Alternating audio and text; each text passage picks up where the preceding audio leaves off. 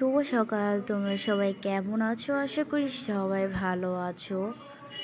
ঘুম থেকে উঠে বাইরের ওয়েদারটা দেখে মনটা খুবই ফুরফুরে আর ভালো হয়ে গেল।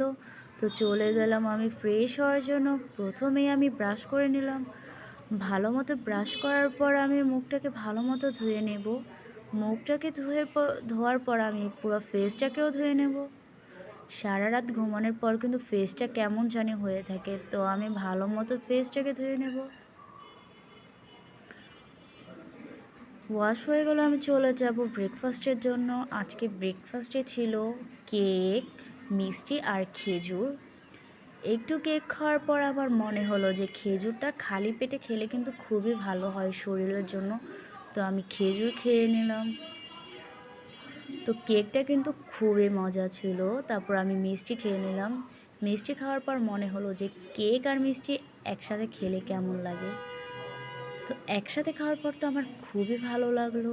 তো আজকের ভিডিও এই পর্যন্ত, দেখা হবে নতুন ভিডিওতে।